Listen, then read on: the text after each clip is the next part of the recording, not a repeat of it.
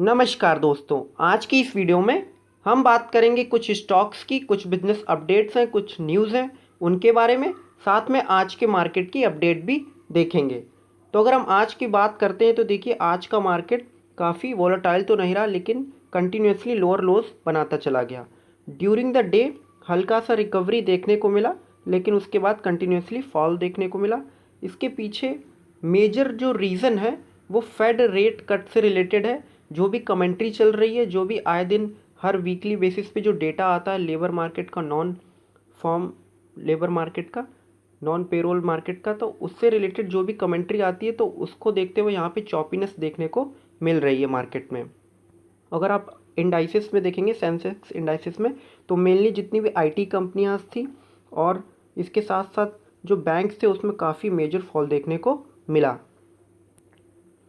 तो सबसे पहले हम बात करते हैं यूएस जॉब डेटा की। तो यहाँ पे जो यूएस के नॉन फार्म पेरोल्स रिपोर्ट आने वाली है आज के दिन, फ्राइडे के दिन, तो इसकी वजह से ही यहाँ पे चॉपीनेस देखने को मिल रही है, क्योंकि यहाँ पे क्लैरिटी नहीं है, काफ़ी डेटा अप एंड डाउन हो रहा है। तो अगर एक्सपेक्टेशन से लोअर वहाँ पे डेटा जो आता है आज शाम के दिन, तो यहाँ पे नेगेटिव इम्पैक्ट पड़ सकता है इंडियन मार्केट के ऊपर as well as US market के ऊपर, क्योंकि फिर ये देखने को हो जाएगा कि फेड कट जो है, फेड रेट कट एक मेजर जंप ऑफ न ले जाए, पैनिक बटन ना दबा दे और वहाँ पे 50 बेसिस पॉइंट का रेट कट देखने को मिले।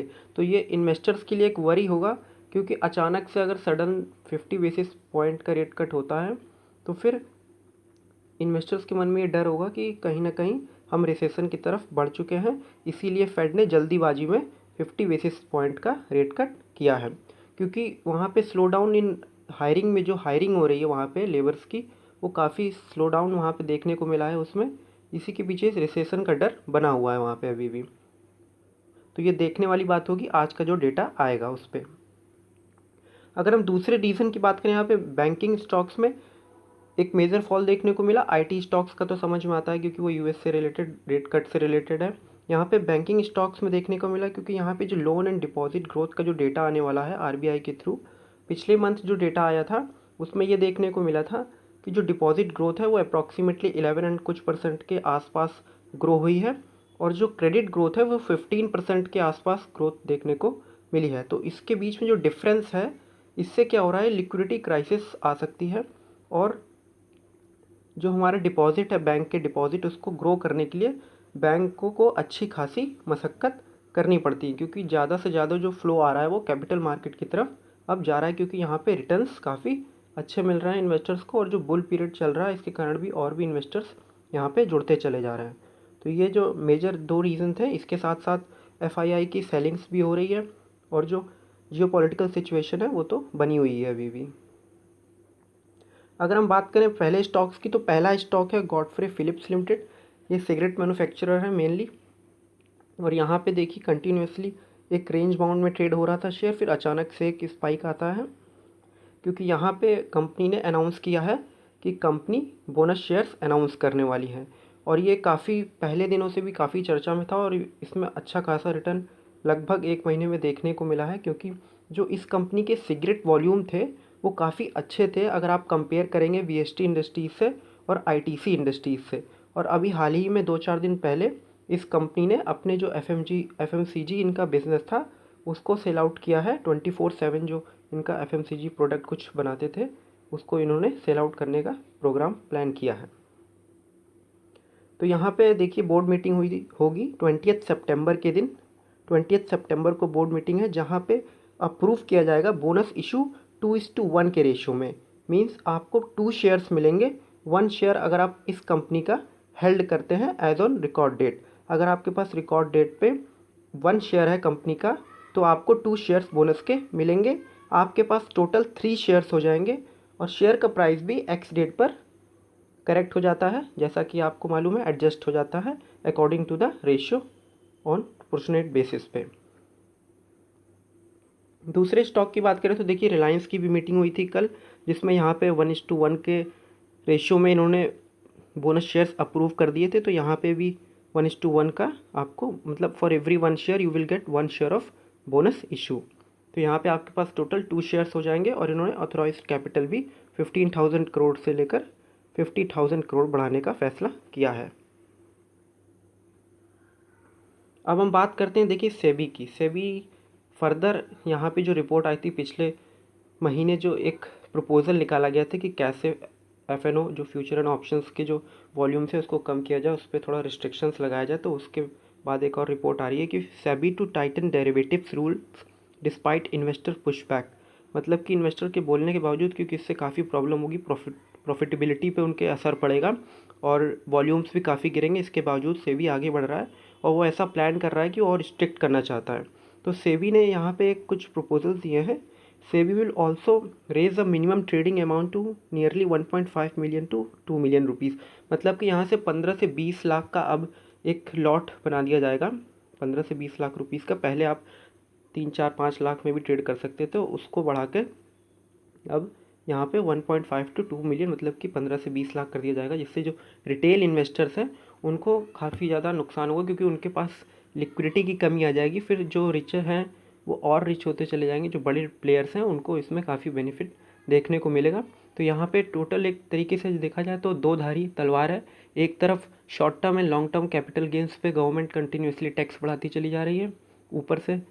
फिर यहाँ पे जो ट्रेडिंग के थ्रू जो इंट्राडे ट्रेडिंग, स्विंग ट्रेडिंग और मोमेंटम ट्रेडिंग और जो एफएनओ करते हैं, वहाँ पे भी इनको अच्छी खासी मार पड़ रही है। मतलब कि इन्वेस्टर जाए तो जाए किधर, ये ऐसा सिचुएशन हो गया इन्वेस्टर्स के लिए। तो इस सिचुएशन में मुझे एक स्टॉक नज़र आता है जिस पे अच्छी खासी मतलब कि ग्रोथ देखने को मिल सकती है। अगर ऐसा कुछ होता है तो उसको हम डिस्कस करते हैं नेक्स्ट स्लाइड में। तो इस स्टॉक का नाम है CDSL, central depository services limited. इस स्टॉक को मुझे देखने से ये लगता है कि इसके फंडामेंटल काफ़ी इम्प्रूव हुए हैं as compared to last decade.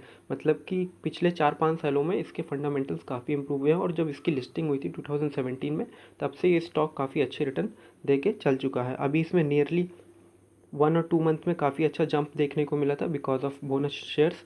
तो उसके बाद भी इसके फंडामेंटल्स क्यों इम्प्रूव हो रहे हैं, इसके पीछे मेनली 2 रीजंस हैं। एक तो number of active demat accounts काफ़ी बढ़ गए हैं। तो देखेंगे अगर आप 1999 से कंटिन्यूसली यहाँ पे एक स्टीप राइज देखने को मिला है, और अगर आप FY20 से देखेंगे तो यहाँ पे एक सडन राइज है डीमैट अकाउंट्स का। तो यहाँ पे इन्वेस्टर्स कहीं ना कहीं, अब इंडिया का जो इन्वेस्टर वो समझदार हो गया और वो पार्टिसिपेट करने लगा है स्टॉक मार्केट में, क्योंकि उसको पता चल गया है कि अब जो हमारे नॉर्मल जो इन्वेस्टमेंट्स ऑप्शंस होते थे, FD PF वगैरह, तो वहाँ से कहीं अच्छा रिटर्न यहाँ पे देखने को मिल रहा है। तो यहाँ पे कंटिन्यूसली राइज हो रहा है डीमैट अकाउंट का।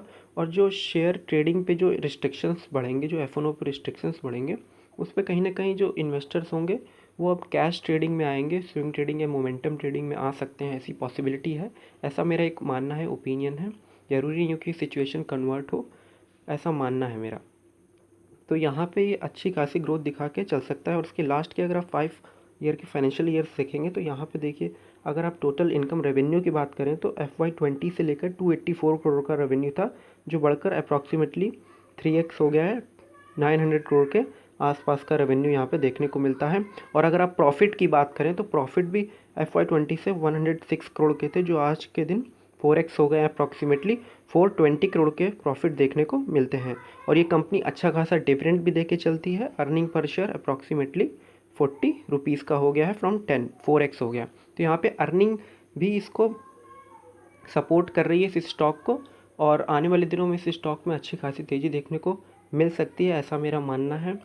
और यहाँ पे एक कंसर्न है थोड़ी वैल्यूएशन की, लेकिन अगर देखा जाए तो इस इंडस्ट्री में सिर्फ 2 ही स्टॉक्स हैं, NSDL and CDSL।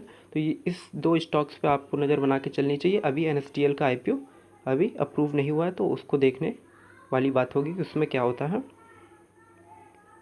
Next stock की बात करें तो नेक्स्ट स्टॉक है सिनर्जी ग्रीन इंडस्ट्रीज लिमिटेड। यहाँ पे इनको 163.74 करोड़ का एक ऑर्डर मिला है from Vestas wind systems for FY26 financial year 26 के लिए।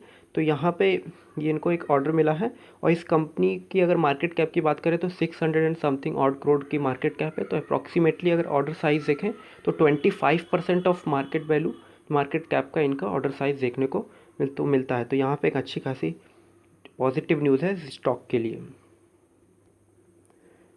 दूसरे स्टॉक की बात करें तो यहाँ पे दूसरा स्टॉक है सनसेरा इंजीनियरिंग लिमिटेड। तो यहाँ पे इन्होंने टाई अप किया है डायनामेटिक टेक्नोलॉजीज से फॉर लॉन्ग टर्म डील। ये टाई अप हुई है जिसमें ये प्रोड्यूस करेंगे complex components for Airbus A220 door programme तो यहाँ पे ये एयरबस T20 जो एक प्लेन है उसके लिए यहाँ पे डोर प्रोग्राम के लिए ये कंपोनेंट्स बनाएंगे।